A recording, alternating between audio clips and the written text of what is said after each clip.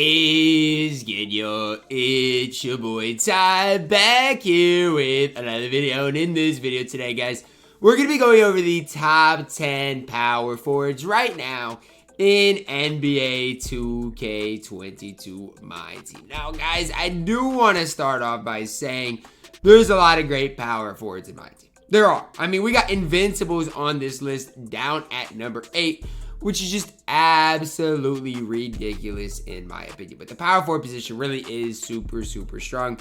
And something that, I mean, look, from top to bottom, any one of these 10 guys are guys that you can use and have so much success with. Now, before we dive any further into this video, guys, if you are new to the channel and have not yet, make sure you smash that subscribe button. We're on the road towards 100,000 subscribers. Now, we're going to start it off here at number 10 with Galaxy Opal David Robinson. Now, you're going to notice a lot of my guys are going to be primary centers because if it was the primary power forward position, we'd have to make a whole new list. D-Rob, 7'1", 7'5" wingspan, hot spots from both corners. I actually do think we're going to get a D-Rob relatively soon.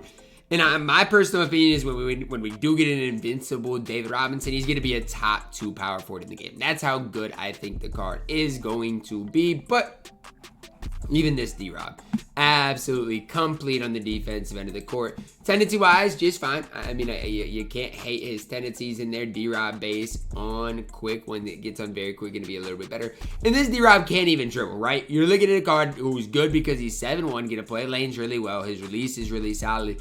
That's why people love D-Rob. It's crazy that a card we got over 3 months ago to the date now still makes the top 10 list. Now, coming in at number 9, we're going to plug in Dark Matter, Wilt Chamberlain. Now, I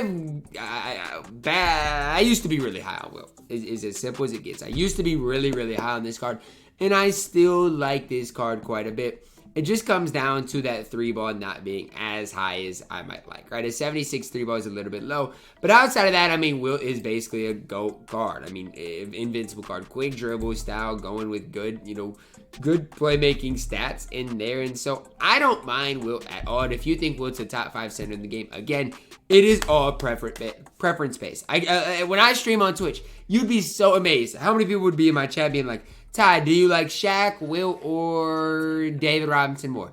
And my answer is always, it's preference. But if you really want my opinion, you better be watching these top 10 lists. Wilt Chamberlain coming in at number 9. Here's our first invincible. Collector level reward, Dirk Nowitzki. And again, I might get absolutely slandered in my comments for having him this low on the list, but it's not a man, Dirk, you're bad. It's, oh my gosh, we have that many good power forward options. Dirk based on very quick is fine. Fundamental dribble style, Kobe size escape. I just feel like for this time, we just have so many better power forwards in my team. But still, if you use Dirk, he is absolutely incredible. There's no way around it. I do hope next year, guys, we get a great collector level reward. Whether, it's MJ, whether it's a guy like LeBron. I don't care who it is, as long as the grind makes it worth it. For Dirk, definitely don't think he's worth it as far as collector level cards are concerned, but the card is really solid in my team. Coming in at number 7, invincible Shaquille O'Neal. 7'1", 7'7" wingspan with hot spots from everywhere. 6'5" on Hall of Fame, 9 on gold. There's only one flaw to Shaq. It's his release. I mean, that's really it. He's going to move way better than a guy like Dirk. He's going to play defense better than Dirk. That's why he's higher on my list than a guy like Dirk Nowitzki. Now, why is he not any higher than 7? And you guys might be like, Shaq at 7 is crazy. Well, simply put, guys, he's not higher than 7 because of that release. It's that simple. His release is just horrible in my team. And it can really cost you points at a very high level. So, I mean, Shaq more than makes up for it on the defensive end of the court. If you want to say Shaq's the top 3 center in the power forward of the game, I'm not going to argue with you. I do have him down here at number 7, though. At number 6, a guy I do prefer to Shaq. Why? It starts and ends with the KG release. Now, jump shot 58 on very quick still is not the quickest release in the game. And that's why I don't love Kevin Garnett. I don't love Kevin Garnett because I feel like his release, in my opinion, is just that little bit slow. Now, with that being said, I still like KG. I still think really highly of the card. Obviously, that's why he's in here at number 6. But I just don't think I can be any higher on him, right? Great defensive stats, defensive badges all the way around. You know, quick dribble style, really solid dribble 6. Some people don't think KG moves well. I think the card moves just fine in my team. And number 5 is a card I really had no idea where to put, is Bob Nedelecki. Now, the only reason you have Bob is if you're really good at the game and grinded unlimited, or you boosted unlimited. I don't know, man. I don't know. But what I can say is he's still a top 5 power forward of the game. And a power forward that I still love using in it, it's jump shot, set shot 25. Nobody else has it in my team. And it is the quickest release by far in the game. Super easy to green with as well.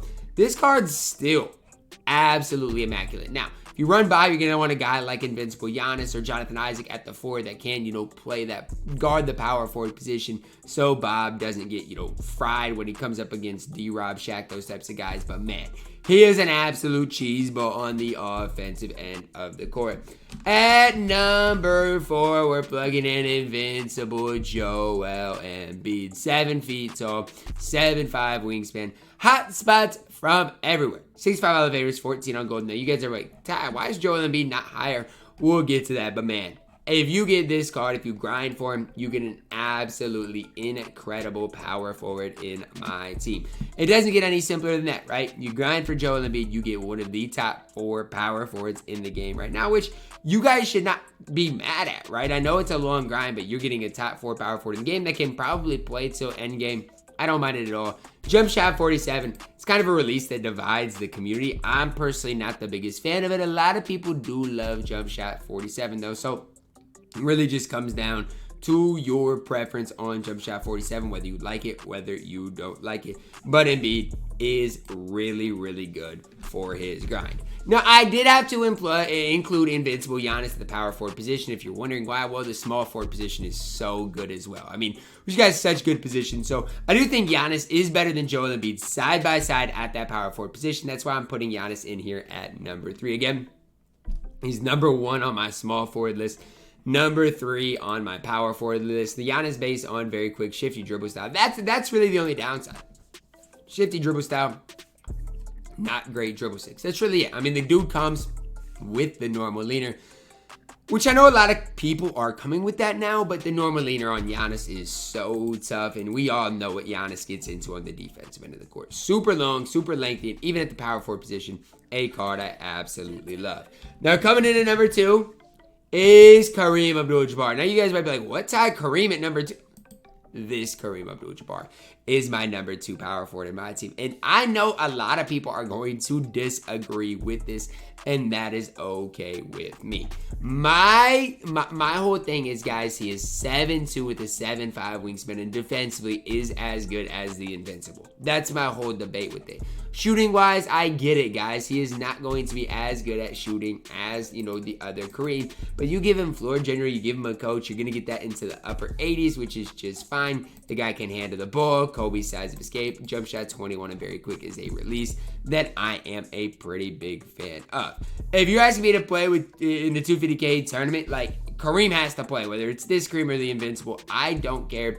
If it was today, either Kareem would play. But obviously the Invincible Kareem coming in as our best power forward in the entire game. I actually do like this card out with, y'all see it. Y'all see the background of Kareem. I do think that is really solid in the background. But look, guys, Kareem is all the way around the best power forward in the game. Now, is there a big difference between this Kareem and the other Kareem? It really comes down to a little better playmaking badges, way better shooting badges, and, that's really it.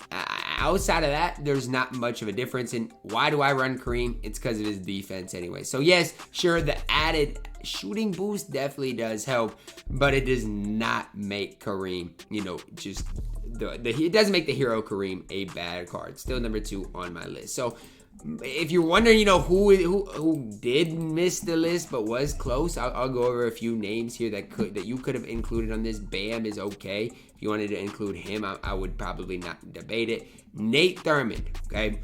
Nate Thurmond's a guy that probably should have been at number 10, right, over David Robinson. But I don't know if I can definitively say that Nate Thurmond is better than D-Rob. I just don't know. Nate Thurmond's one of those another guy that I do like a lot, though, that probably should have been on this list. Moses Malone, another guy you guys could definitely debate. I've just used David Robinson forever, so it's hard for me to get past that, but Moses Malone, another really solid option. The list goes on and on, man. Moses Malone, obviously we got, David Robinson was included, but obviously you got Nate Thurmond, who's barely missed it. Then if we go to Galaxy Opals, you're going to see a lot of guys that are really solid. Jermaine, Dino, Jack Sigma, guys like that didn't quite make the cut. I want to know your thoughts down below in the comments. Who was I too high on? Who was I too low on? If there was one guy that I missed out on that could have been included, would you guys have added a guy like Jack Sigma? Would have you guys leaned Nate Thurmond? Drop a like on the video, subscribe if you are new, and as always, man, I love you guys. Have a blessed day.